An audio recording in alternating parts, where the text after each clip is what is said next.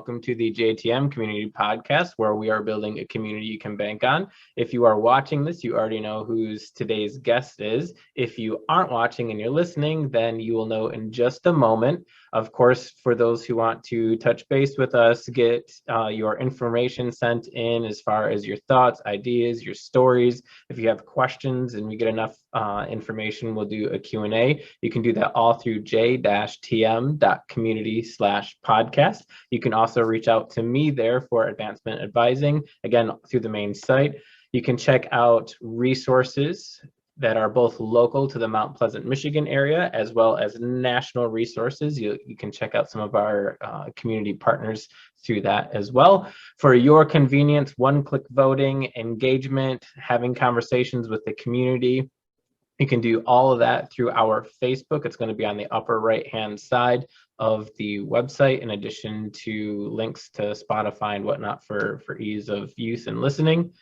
Last but not least is the TikTok, which we have videos there, typically giving you sneak peeks of various episodes and whatnot, as well as when new voting goes live, which is every Monday, along with new episodes every Monday. More importantly, on the TikTok, however, is the liked videos. You can check out amazing content creators that have very human connecting humor, motivation, inspiration. I encourage anyone to check it out. It might take you 10, 20, 30 videos. So sometimes you might need 30 to 40 minutes to find the thing that hits your heart that day. Our Facebook, we keep pretty active, usually every day, a little something going out to make our days a little bit better. Without further ado, today's guest is a bit of a combo. So it is technically a community voted community topic, but also a guest choice topic, because the person who won the community vote is also the guest for the episode. I couldn't think of it working any better. So this is Tasha Melvin, my sister, of course. If anyone has, or if you have been watching or listening to the episodes, you're probably very familiar with the slightly foul-mouthed mother of three, one grown, one a bit in transition of home to being an adult, and the other definitely in school for several years. Yeah. Which one is grown? Tyler. Oh. No, I'm joking. You do have 3 children. She has been a long-term employee of, go ahead if you want to do a quick plug. Hannah Montia State Farm. If you are looking for various insurance, you can contact them at 586-725-2434. We'll continue to do this because I hope one day Hannah decides to sponsor the podcast. All right, without further ado, of course, so as I had mentioned, Tasha submitted an idea that was actually the most voted topic, and is now our guest for that very topic. So that topic was, in a busy world, how do we make others feel important? Just before we started recording the podcast, Tasha was sharing a bit about the sense of feeling important, and I would guess it went in a direction that you were anticipating. So when you think of that idea of, in a busy world, how do we make others feel important? What do you mean by that? So originally, when I submitted the topic, it was, like a little bit about my life is 5 days a week. Mm-hmm. I wake up at 6 o'clock. I get the kid ready for school, the youngest ready for school. Mm-hmm. I get him out the door. Well, hold on. I got to let dogs out, feed fish, start coffee, get myself together, get him to school by 7:15, 7:30. I'm at work by 8:15. I have my team members who come in at 9. I'm scheduled to work till 4. I usually work till 5. I try to get home to take him. He was doing Taekwondo for a while until I started training a couple new girls. He did Taekwondo, 3 to 5 days a week. That was from 5 to 6. By the time I come home, I do dinner. I let dogs out. I pick up dinner. I do laundry.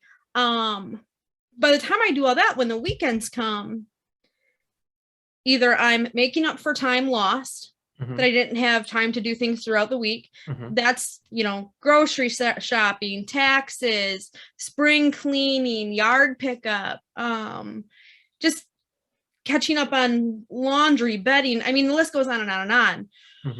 Mm-hmm. So like, I know my schedule personally gets really, really busy. Mm-hmm. And there's times where I have a lot of people that I think about all the time, but it just seems that like I want to engage with these people. I want to make time for these people. I want these people to know that they're important in my life. Mm-hmm. But at times it's that I don't even have time to breathe. And Sure. and my life usually goes in spurts like that. Mm-hmm. But I want to make those individuals that are important in my life to feel important. Mm-hmm. So that's originally how I felt when I had posted that idea. Now, when me and you were talking a little bit earlier, going back to that the whole day starts off just like that. Mm-hmm. You text me at 4:30. Hey, don't forget your equipment, right? Yep. So, yep. Okay. So I got this podcast. I have Denny calling me on my way home. I have Jocelyn calling me on my way home. One needs a receipt and remind you in the background, what's going on is Jocelyn's cars broke down. So Denny had to replace the starter. Mm-hmm. So he had to replace the starter today. I have half of a mudroom, half bathroom in transition to the mudroom is being transitioned into a bigger bathroom. Mm-hmm. Mm-hmm. So you know how anal I get about things. I like things done. Order I like them and clean. Cleanliness. Sure. So there's a little bit of that stress there, Yeah. Josiah didn't have school, so he stayed home with Denny. But anyways, I'm on my way home. That's a little bit of rambling on the backstory. So the morning was easy. I didn't have to take the kid to school. I did have another interview today at work. Mm-hmm. Went through work. Work was great. On my way home, they're calling my phone, and Denny's excited to tell me about his day, and he got Jocelyn's car fixed, and Jocelyn's trying to call me while Denny's calling me, but yet they're in the same house. And Denny's talking about, well, Jocelyn, I thought went out the front door or something, but she's calling my phone, and that just throws you all off. Mm-hmm. I get home, and it's like 5 to 6, and we're scheduled for 6. Mm-hmm. And she's asking me for the receipt for her car starter so she can take back the starter to get the core charge on it. Then he's asking me for the receipt for Menards because we purchased a bathtub for the new bathroom. And he's like, well, it's 11% now. So let's see if they'll give us the 11%. If not, we'll just take it all back. We'll repurchase it. So he's trying to get that squared away. So I'm looking for my Menards card and my receipt and her receipt. And he's asking where his wallet's at. And Josiah's like, hey, can I make waffles for dinner? I've planned out my whole evening.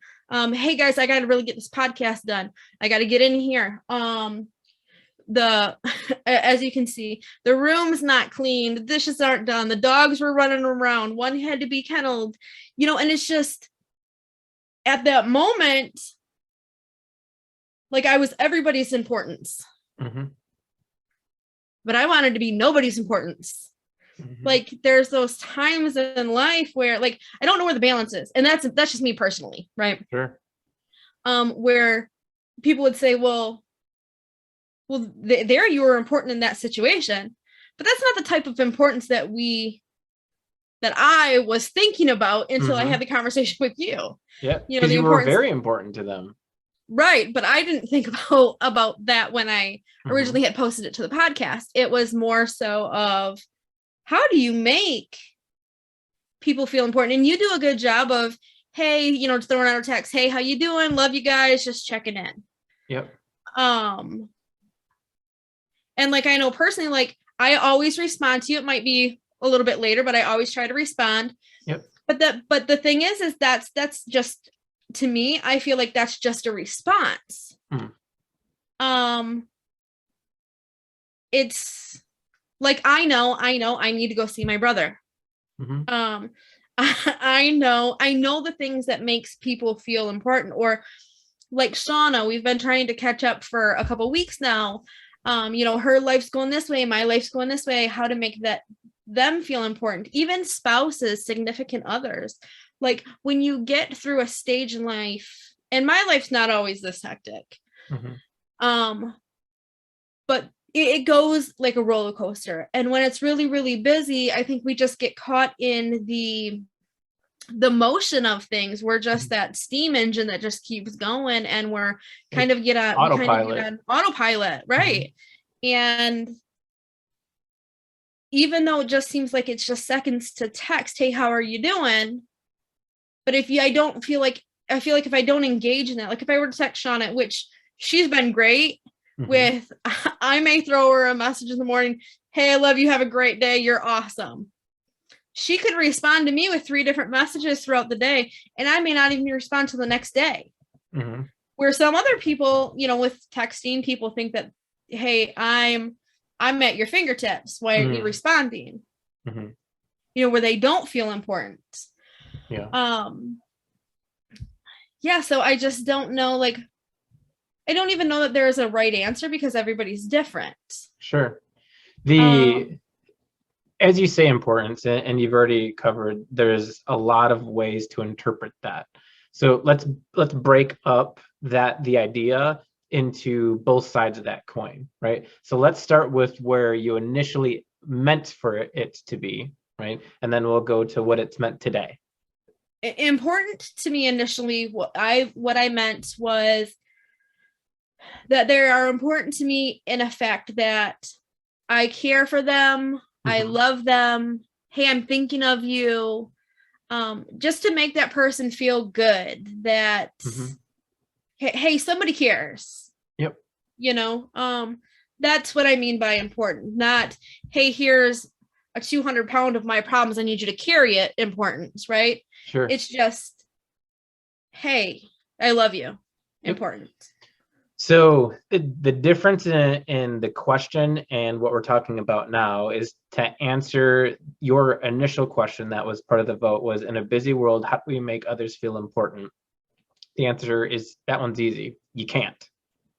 You are not in control of how somebody else feels. Right.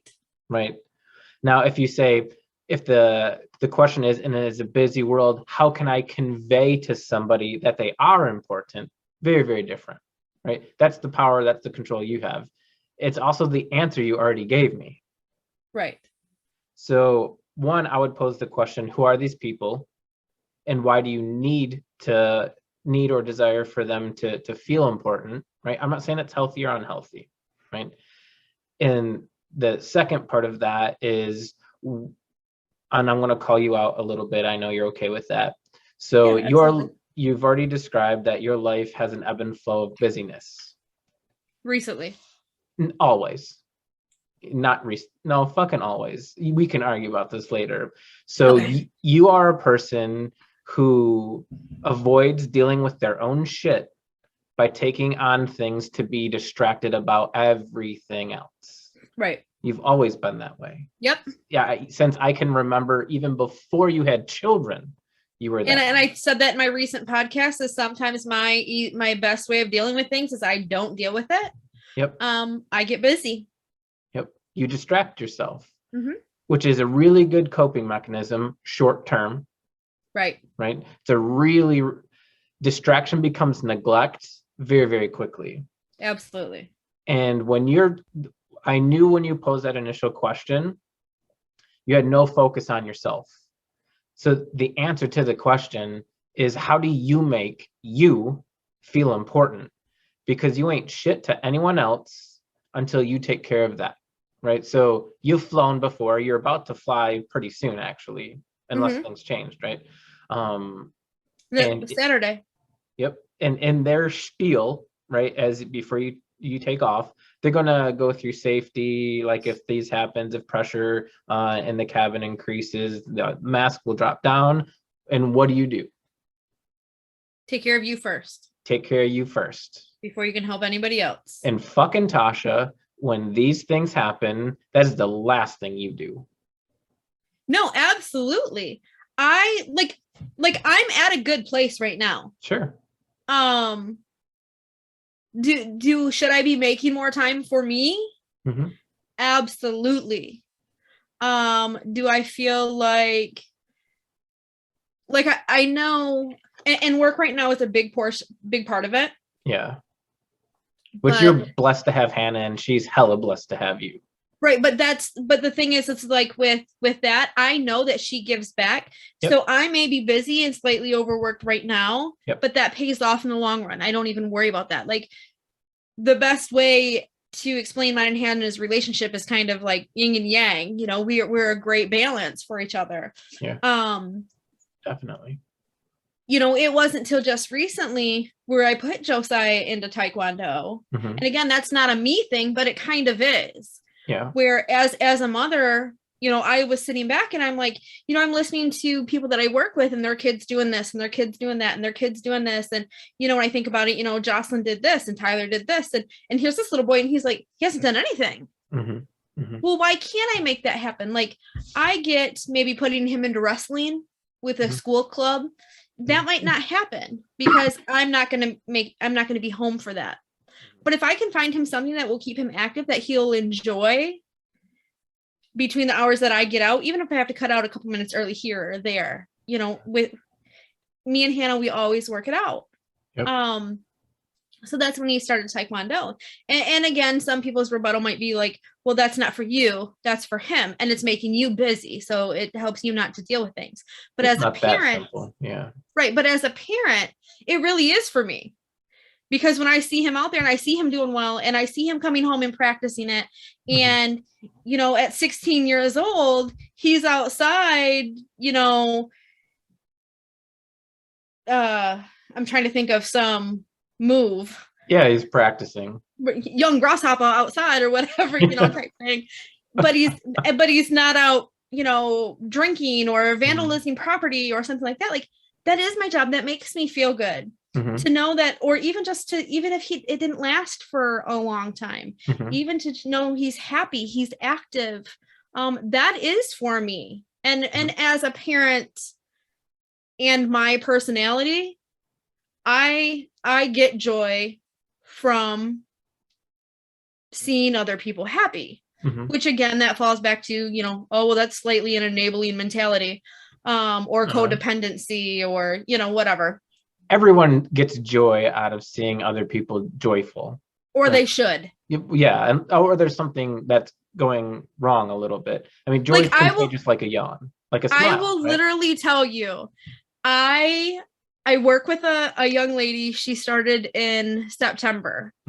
And she just got life license. So she's licensed to sell life policies now. And life insurance is a very scary thing to do. Because you're like, everything that this person is when they're gone, everything that's going to help their families in my hands. Like, if I do it wrong, that's a lot of weight, right? So it's very intimidating. There's a lot of different things to life insurance. Yeah.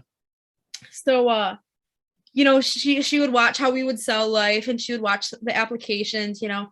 And then one day I could hear it in her voice. She was writing a life policy by herself. Like, I literally recorded her when she was done. And I'm like, you have no clue, like, seeing the joy where she was like, oh, I nailed it. Yeah. Like, seeing her joy of knowing that she did it well. Like, that was so joyous to me. That made me feel great. Yeah, I know we're way off the topic. No, we're really not.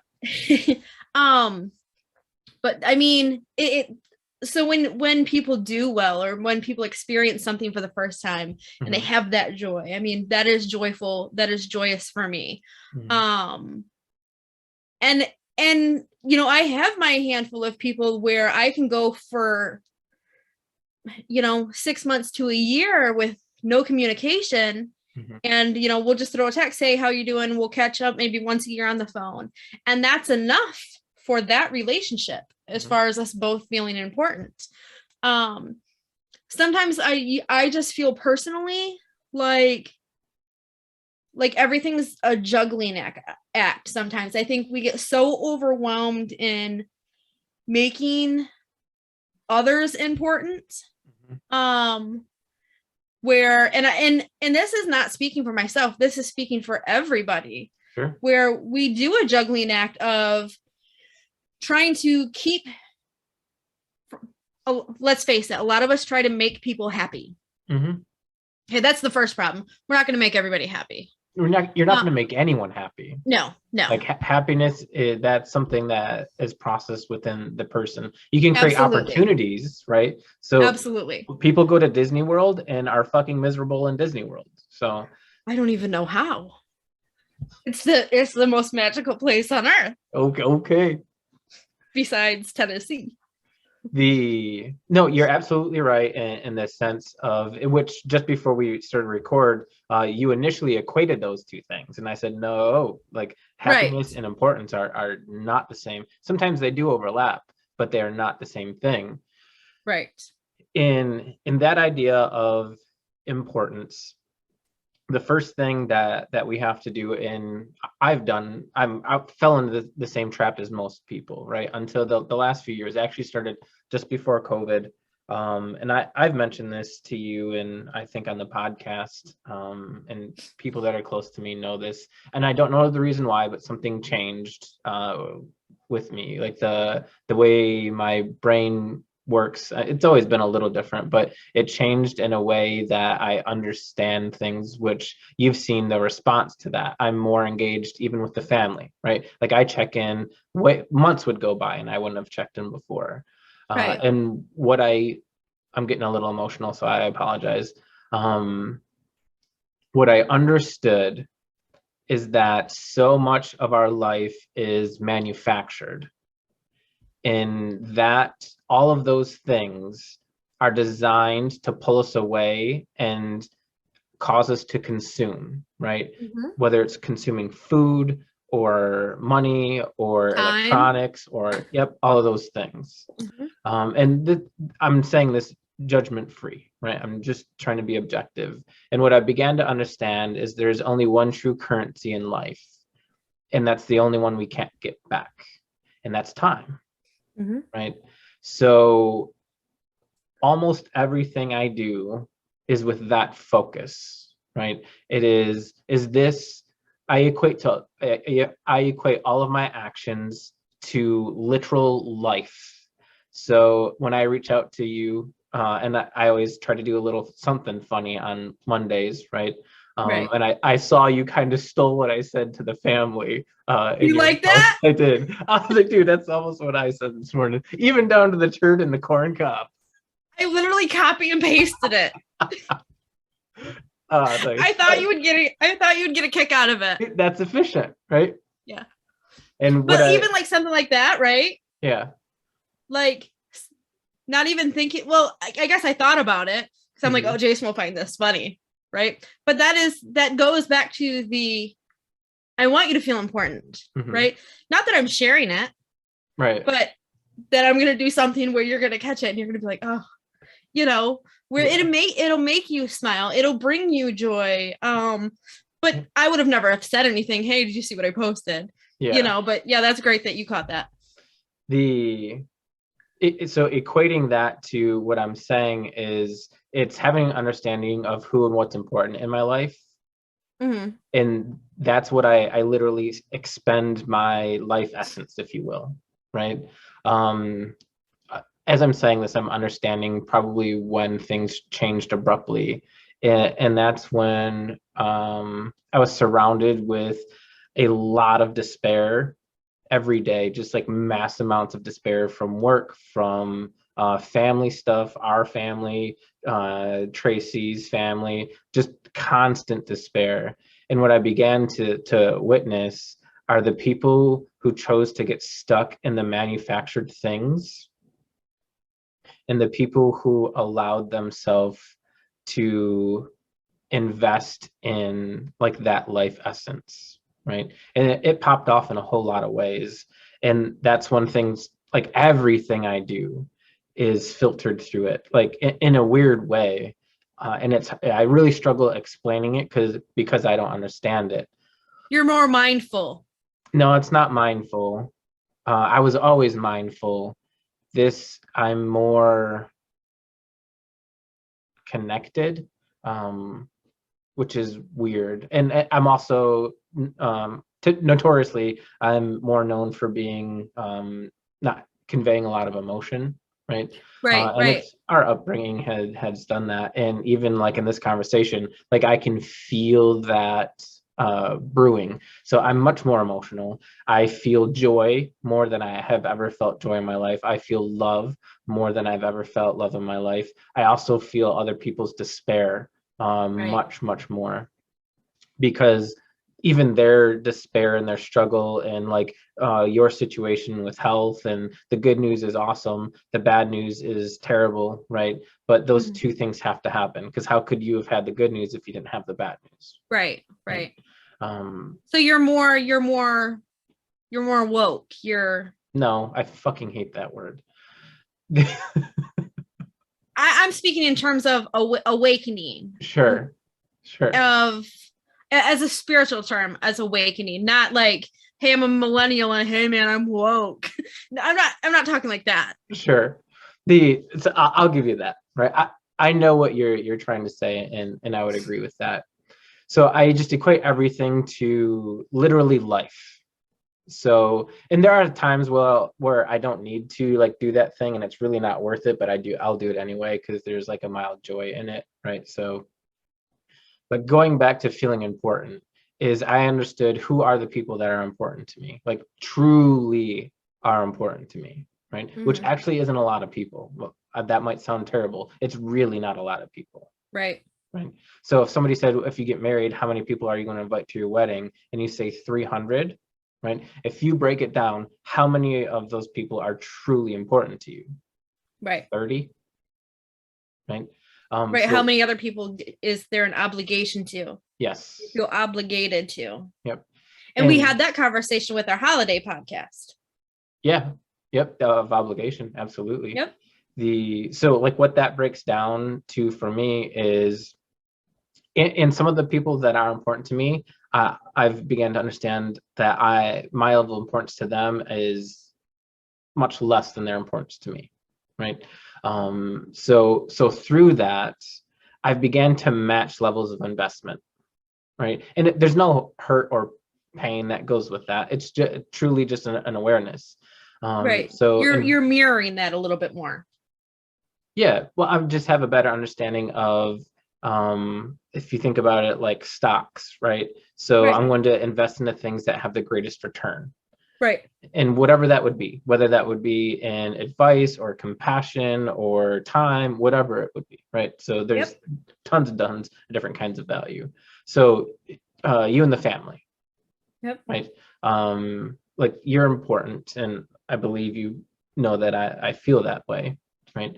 Um, but in that assessment, what I realize is I have more time, right? So I Mhm. have more time because I'm not trying to make other people feel a certain kind of way.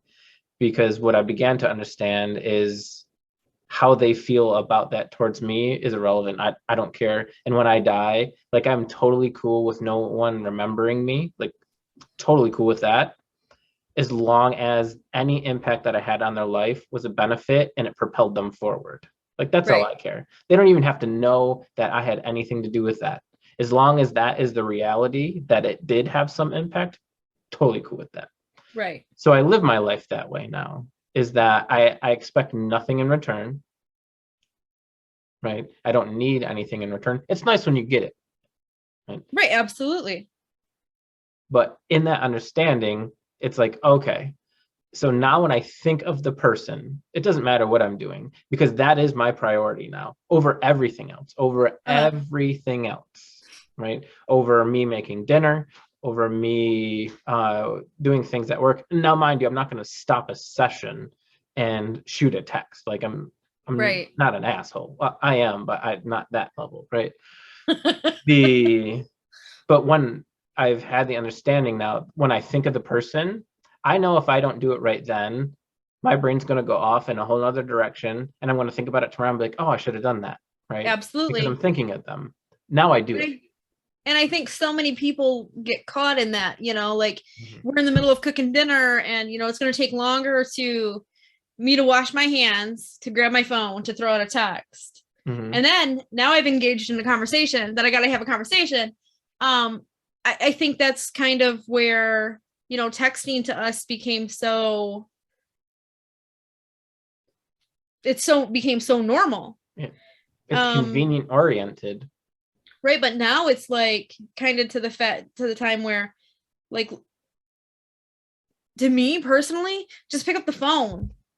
Like I can have a 5-minute conversation with you and I don't have to text you for 4 hours. You know, but I mean, it's nice when you're like, hey, just thinking of you, have a great day. Yep. And, you know, sometimes if you have your fingers crossed and you're like, man, I just hope they text me back, hey, love you, have a great day as well, type thing, right? Sure. But then there's the other times where, like, I know I need to give them a deeper part of me. You did a very good job there, because you at first said what they needed, and then you stopped yourself and you said, I need to give this to them. Right. Well, because it's not about what I can't tell you what you need. Yep. I don't know what you need. I'm not a mind reader. These conversations, you know how you just described your employee fucking nailing the life insurance? Yeah. Like seeing those moments. Every podcast that we've had, when I watch you do that, like I get overcome with joy. Like fucking yes, she's getting this shit. Fuck yeah. Like, for real. Like, you see a little bit of tear? I see a booger. Probably. I got a fat ass nose. But no, absolutely. As you were saying before I distracted. No, but it is. It's like what may be good for me to feel like. I may feel that, okay, I'm going to throw a text, hey, love you, have a great Friday. But okay, and I can only speak on mine and yours, our relationship, right? Yeah. Number one, I don't beat you to a text because you're on it. The fact that, like, I know, like, I have never thought about coming to see you more than I've thought about coming to see you in the last couple months. So, like, I know, hey, there's a text, hey, how are you doing? Hey, we'll catch up here. But that's not enough for me. And I know that. And it's about feeding, and I know that this is the part where it kind of sounds selfish, but it's about feeding my own soul. It's about your importance to me and what I need and why you're important to me. Because really with importance also comes need, usually. Sure. Yeah. Whether it's feeding the soul, whether it's that you have a certain type of connection with that person, which again goes to feeding that soul. It's always something like Shauna and I, like when we can text back and forth, but we lose so much in a phone conversation. Like literally I could sit next to Shauna and watch a movie. We say nothing to each other. And I feel way better leaving that movie and going our separate ways. Hey, I love you, drive safe, than having a 4-hour texting conversation. Oh, sure. Because those are just words. Like I'm having a relationship with my phone. Like that's not, and again, I'm a firm believer on energy. Like it helps that I can see you. Oh yeah. That's a little bit different than even texting. Like we were able to catch up on the phone here the other day, and even that was great. And even that was wonderful, you know, just to hear, or, you know, she got a new job, but she's expanding, like she's stepping outside of her boundaries. And like, I just shot her a message. I was like, hey, I just want to let you know that I'm so proud of you. Like, I know how hard that is to put yourself in those different situations. Like, you're a rock star. Like, I just want to let you know, like, what you're doing is awesome. You know, so I try to be mindful, like, with stuff like that. Because even as we get older, like, we still want to feel like the pat on the back of, hey, you're doing a good job, bud. You know, it doesn't matter how old we are. And it's not necessarily the kudos. It goes back to the whole support. And I guess that's exactly what I meant when I posted was, Me personally, I just feel so busy sometimes that I start to beat myself up on, hey, I'm not doing really good at these relationships, these friendships, these, about balancing, where I know it's just about being more mindful, just taking the time. And even when it comes to like, when people say, well, you need to take some you time. And I guess just talking to you, like knowing that also feeds me, that can be part of your you time. Oh, fucking right, it can. You know, what I really hear you saying as you add the additional clarity is that when life gets busy and you go on kind of like autopilot, if you will, right? Kind of use those words, is that you can notice when you're beginning, or not necessarily beginning, when you have neglected a person, a relationship for too long. And I've described myself this way, and I think this goes for you as well.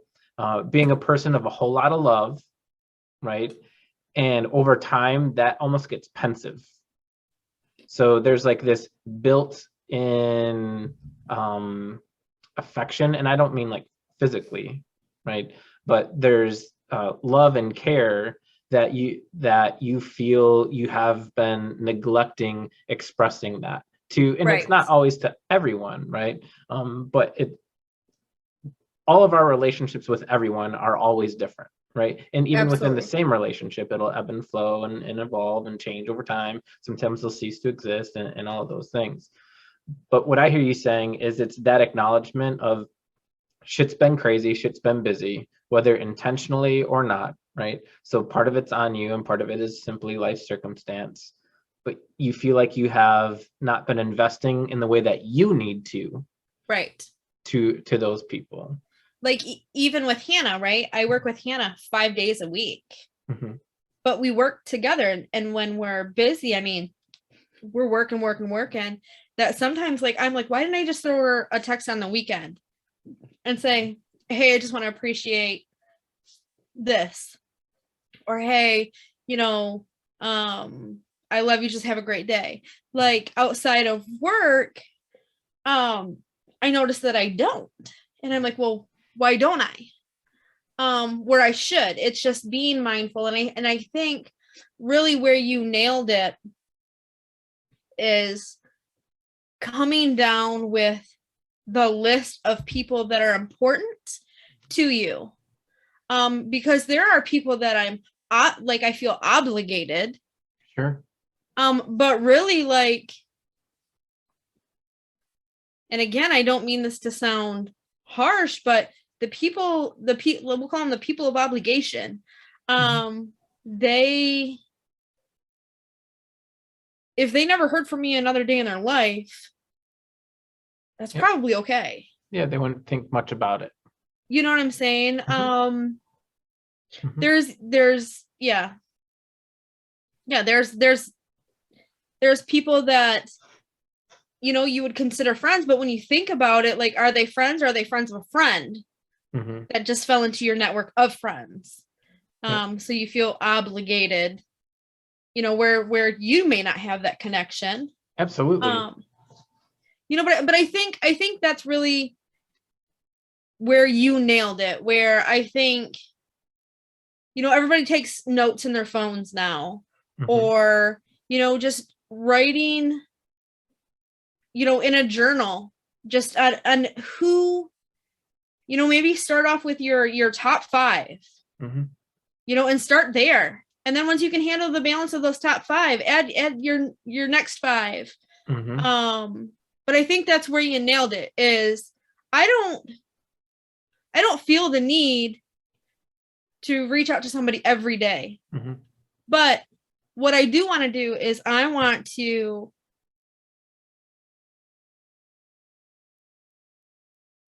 make what I give special, so they know they're important. I could text anybody who's important to me every day, hey, have a great day. After a while, that becomes like clockwork. It's like a kiss before you leave. If that is the only time you show that affection, that's habit, that's routine. It could Right. lose its So meaning over like time. even what's wrong with a reminder in my phone for one Tuesday a month? Hey, give Jason a call at 5 o'clock. Mm-hmm. Hey, send Shauna a card. Hey, like when I'm thinking of it, Mm-hmm. even though it's not something that I can do right then and there, Mm-hmm. I could set a reminder. Yeah. I could jolt it down and take a picture of it. I mean, let's face it, our phones are always in our hands. I may not have time to have the conversation, Mm-hmm. but if a special overwhelming sense that I need to do this, I could write it and take a picture of it. Mm-hmm. Eventually I'm going to see it again. I'm like, oh yeah, but I think that's where you nailed it, is start with your Fab Five first, Nice. and start with that, because I really feel, I mean, I can go just in the last month of relationships that I've neglected Mm-hmm. because I'm too busy, but yet I can play a game on my phone. Mm-hmm. But again, that's my time, is the game, but so could the connection with the people that I really care about. That can be my time as well. Yeah, I think what it really comes down to is intentionality, right? Yeah, absolutely. And sometimes that can be hurtful. So I'll use our relationship as an example, and I'm not trying to shit on anything, just being honest, right? So in my effort to like see and spend time with you all, it's easily disproportionate, right? I invest in the family, and I invest in you guys at least in time, right? And like visits, right? More than is reciprocated, which I understand balancing Right. one person's life compared to five. It's a little easier, right? I wouldn't deny that at all. Right. Over time, when that becomes one-sided and we're trying to schedule, and even Jocelyn, right? So, hey, like I want to come visit. Hey, I want to stop saying that. Because Just do it. if you wanted to, if you actually wanted to, you would have done it, right? Right. You feel that you need to want to, and that's what you're conveying, which is only hurtful. Because But fulfill that. Yep, if you wanted to, you would have, right? Mm-hmm. So if then I transition that into, and I'm not perfect by a fucking landslide. When I feel it, when I'm like, hey, like I want this person to know something, even if it's just that I'm thinking of you, like you are taking some of my life essence, and I choose Right, for it to go in your absolutely. direction, I'm going to send you a text. I'm going to give you a call. I'm going to just fucking check in with you. Right. Well, and I expect nothing in return. When those things get too one-sided, right, is where that acknowledgement of investment shifts, right? Mm-hmm. So again, I'll continue to use our dynamic as an example. And Tracy and I have talked about this, chatting with you and Jocelyn and wanting to have her on, and you and I have chatted with this as well. What I'm saying also doesn't just pertain to us. There's been others also. I'm not going to chase someone To get it done. well, I'm not going to chase someone to invest back. I'm going to give plenty of opportunities and encourage and invest in them. At some point, when you go to the bank and you're looking for a loan and they keep telling you no, at some point you're going to stop going to the bank. Absolutely. Right. So today, if Jocelyn said, hey, I'm going to do this Saturday. Actually, this Saturday I won't work because I won't be home. She said this Sunday, right? I want to do that. My answer immediately, absolutely. What time's going to work, right? At the same time, as much as I would love to have her on and that she has insights, right, can share and experience that from the perspective of youth and life transition, right? And I hope at some point she does. And if you're listening to this, Joss, I love you. I'm not shitting on you. A little bit, I am. that would have value. Right. So when you're talking about making that list, it's not static. It's not here's the 30 people, right, in this particular order. It's okay, here's this 30 people, but the order is constantly fluctuating. But here's this 30 people right now. Yes. Yep. Because a year from now, 25 of those 30 people could be totally different. Yep, absolutely. It's that evolution. 30 out of 30 people could be totally different. Yeah. Usually I hope that's not, because not the case. You should be on one of them. Right. But no, that can change, and we have to be mindful to that. Absolutely. You know, like I always, we bring in a lot of younger girls that have started working with us. And you know what? I don't know if they're younger girls or if I'm just becoming the older one, right? Well, how you were probably close to their age when I started. Yeah, I was. But you were probably a younger girl then. Like they probably considered you the younger girl. Probably. And we have, you know, it's so much easier to give advice than it is to put your own advice into motion. You know, so there's been a couple times where they struggle with, you know, they really care about this person, but, you know, they just don't feel like they're gaining anything back.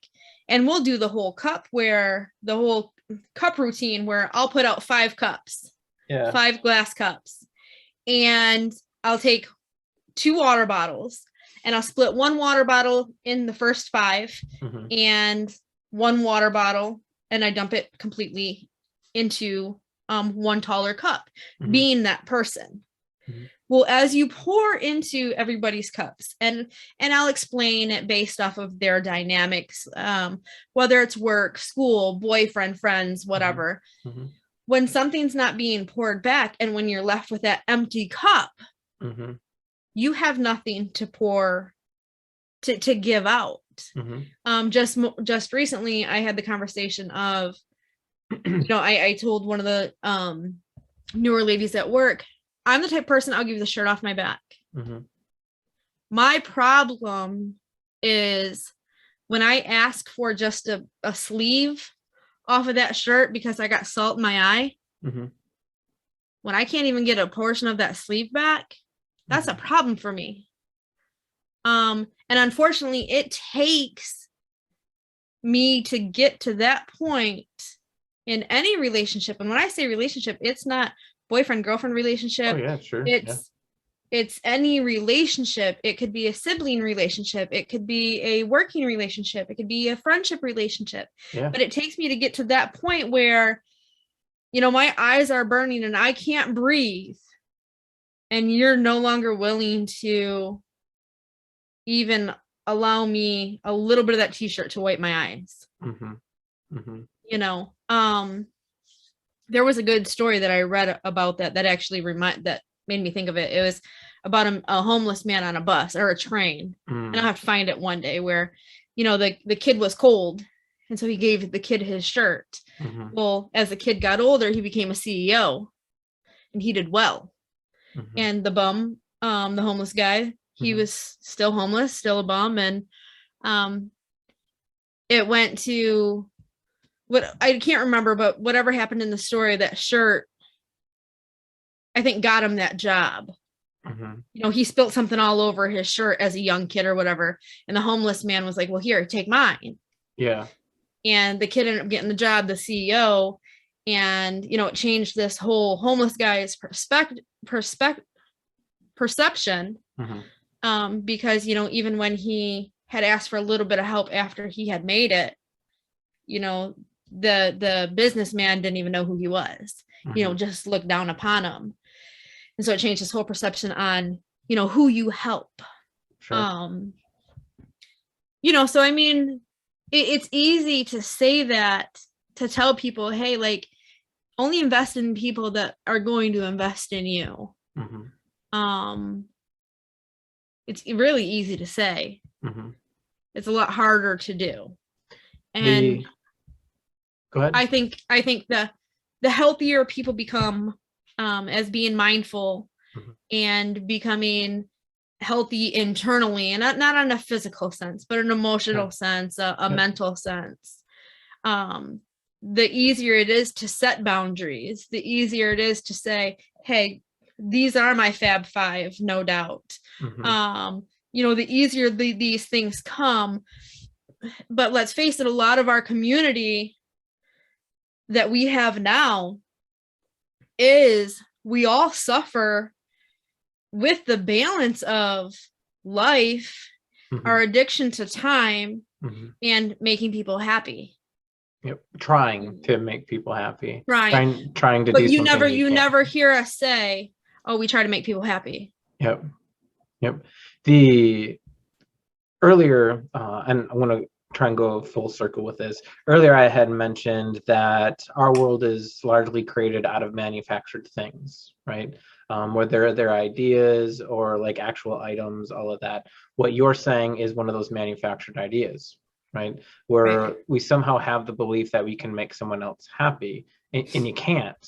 No. You can't, and you never could, right? You can make you happy. You can choose to do the things, you can choose to do the work that is conducive to your happiness. So if you're in a poor relationship, you need to start having conversations. If those conversations don't work, then perhaps you need to exit it. If you're in a job that makes you miserable, you need to start having conversations. If those conversations don't work, you need to start looking for different employment. If you are in a family dynamic, if you are in a circle of friends, right, who drag you down, you have aspirations, motivations, there are shit you want to fucking do, and the people around you can't see what you see, right? They're not critiquing you in a way that helps challenge your thought to become better. They're critiquing you in a way that is trying to destroy the very thing that they can't see you have in the first place.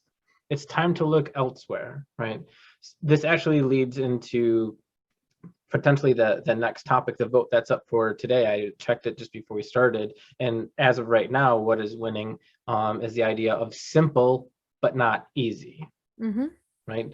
When people say life is not that simple, that is one of those manufactured ideas. Because yes, because it can be. No, it's not that it can be. It is that simple. We make it hard.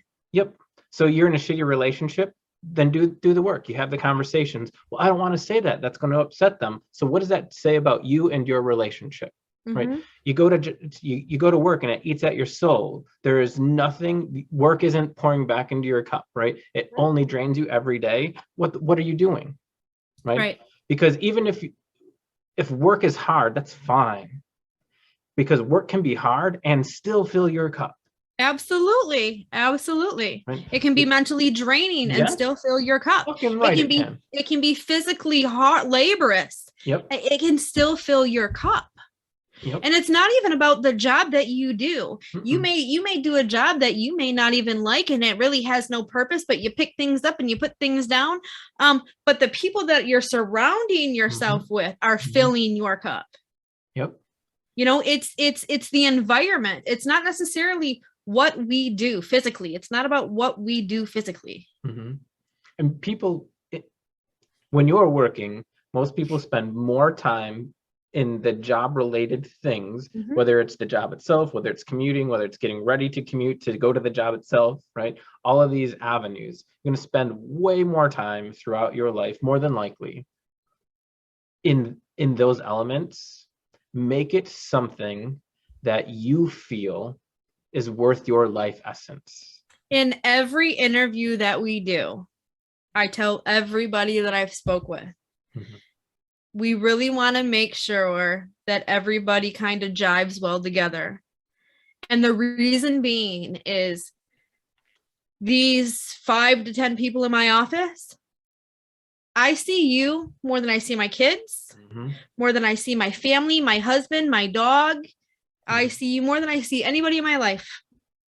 We all need to get along.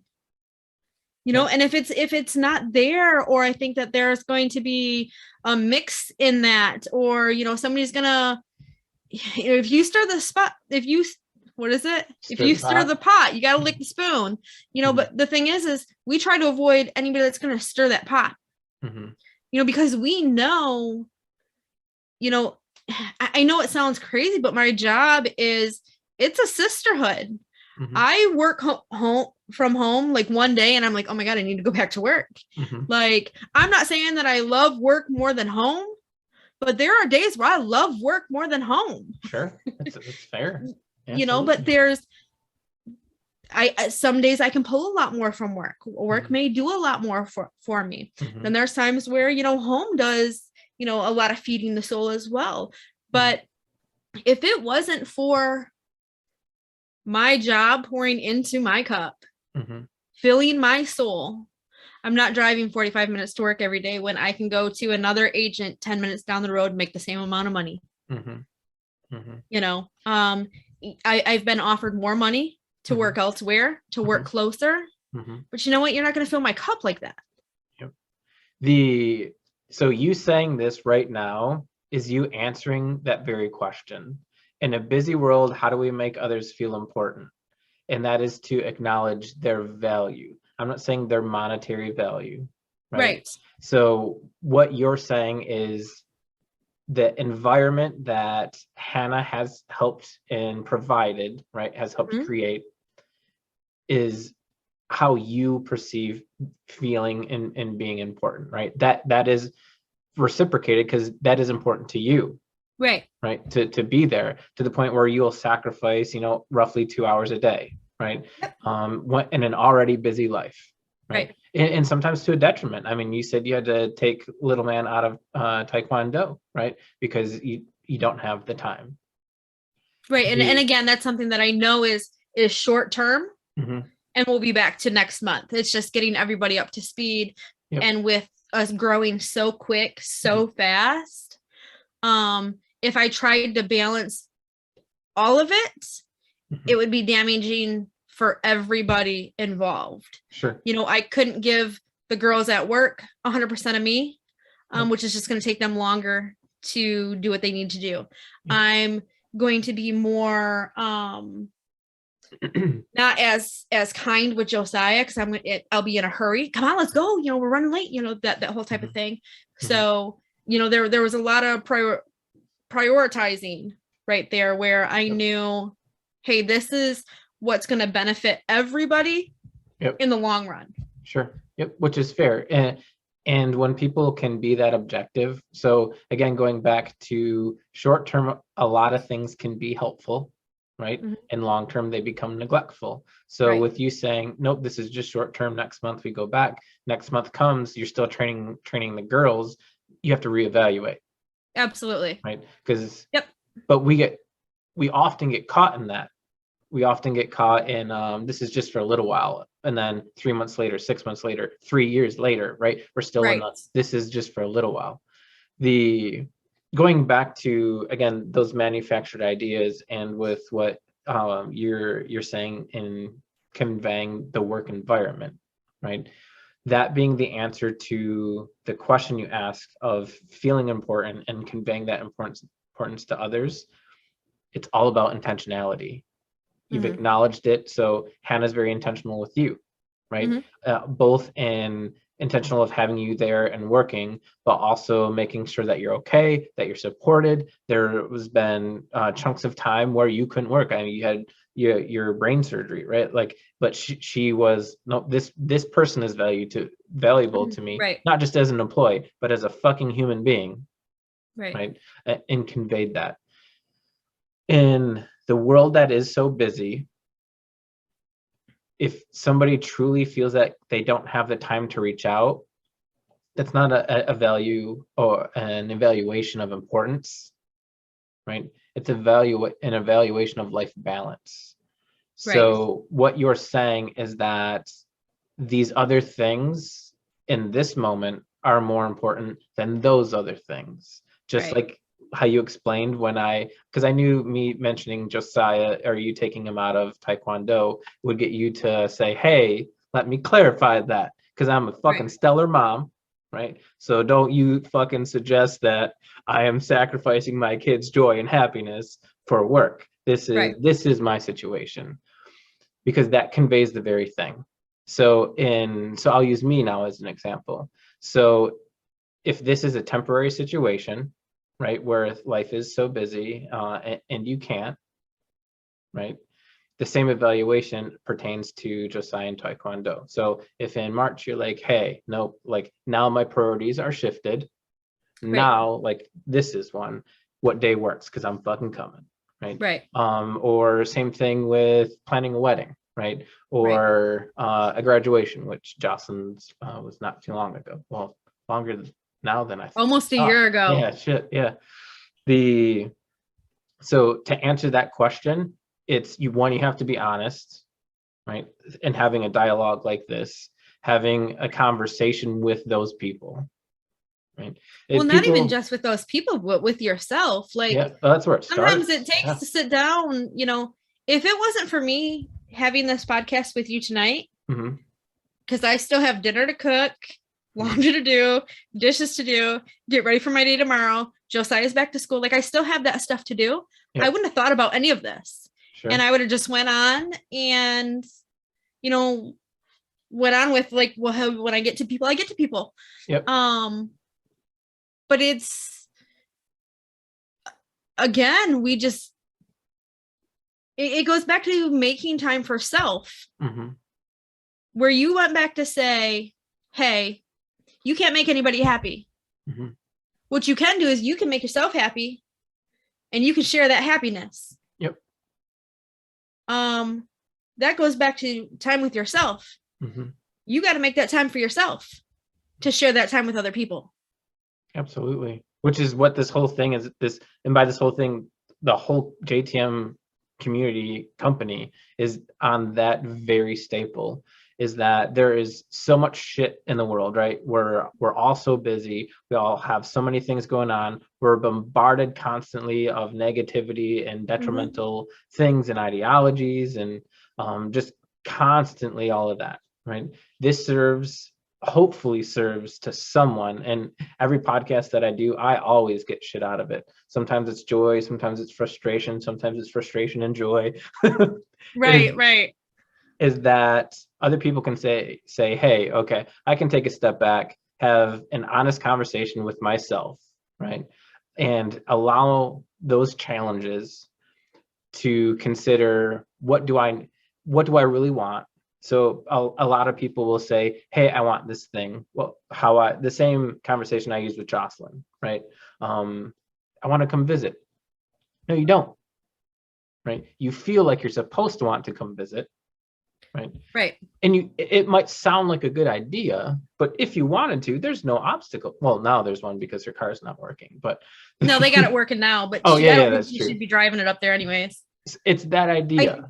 Right, because I think the problem with her is she has in her mind that she has to go with me. So we're always trying to plan like these weekends where we can do it together. Sure. That may not be the case anymore. Yeah. You're an adult. I'm an adult. Debatable. You do right. You may have to go one weekend and I may have to go next, but I think out of this whole thing, what I can take from this is a couple things. First, have a real conversation with self. Call yourself out on your bullshit. Put out there, what is it that you want? What excuses are just excuses? And what are the things that are standing in the way? Knock those out of the way. Get what you want. Call yourself on your bullshit. Get those excuses out of the way, because excuses are just excuses. Secondly, work on the Fab Five. Start with your Fab Five. You're stuck on this. I am, man. It's the fabulous five. Give what you need. Give like 5 people. That's nothing. There's 5 people that it doesn't have to be text messages, but that's what I'm going to do in 30 days, 5 people. And that's going to make me feel better. Yep. 5 people are going to know that you're thinking about them. Yeah. They're going to know that they're special to me. Yep. That you're investing. And not in a creepy way, like not staring through windows or anything. You send them a card with a photo of them outside of a window. Right. Happy Valentine's Day. One of the new girls that had started, I said, hey, throw me a message so I know that I have your number in my phone. And she sent me, hey, this is so-and-so. And she was through a window and I took a picture of her. And she was like, dude, that's creepy. It is a little creepy. Yeah. As always, thank you so much for joining me for the podcast. I want to end with one thing that is completely irrelevant. You said you have a lot of stuff to do even after this. I'm going to say shame on you and the family for not having an honest dialogue, because I know there's other people out there who could have been working on things like dinner, right? You are not the only person capable. So however that came to be a thing, if that causes any stress, y'all could have done better, right? They could have done better. You could have done better. I encourage you to do better. Yeah, right? I encourage them to do better. So, which is they should be better. That has value. Now I'm getting them a get better card. Yes, get better card. Yeah, I saw that. What was a wife that gave a card to the husband that says get better? Yeah, it said get like better. I'm not soon. Sick. Right. He said, yeah. No, but I think you could do better. Yeah. Yep. Your responsibility is to have communicated that, which would have been, hey, like, I'm right when I get home, like I'm doing this thing with Jay. Can you guys like make sure? And it sounded like Little Man was eager. He was like, fucking waffles. Yeah. He's ready for waffles. Yeah, he was on it. Again, it's a balance, right? And when you came in and we talked about importance, and everyone can see that, just so you know. That's fine. I could see you dancing. Now I want to prolong this just to see if I can get you to piss yourself. I'm just gonna have to get up and go. I don't even remember. Oh, hang on. I don't even remember what I was saying, so I'm just going to wrap this up. Thank you so much, Tasha. As always, it's always a joy. We both, I feel like, always get some insights. I hope this was helpful to somebody that's either watching or listening. Of course, join our community. You can do that at j-tm.community/podcast. Submit your questions, your votes, all of those shenanigans. You can also, for your convenience, check out our Facebook. It's on the upper right-hand side. It's one-click voting. It's engagement with the community. You'll see updates, all of that jazz. Sorry, I'm laughing as I'm doing this because my sister, our guest for today, just had the piss shivers. I did too. I saw it. If you want to touch base with me for advancement advising, you can do so also at the main website. There's also additional resources for the Mount Pleasant, Michigan area and national resources through our community partners section. Last but not least, the TikTok. We post videos, sneak peeks at future episodes, past episodes, and voting. However, as important as that is, it is also about the liked videos for wonderful content creators, for motivation, inspiration, human connection, and humor. Thank you so much for tuning in and joining us, and for being part of a community where you belong.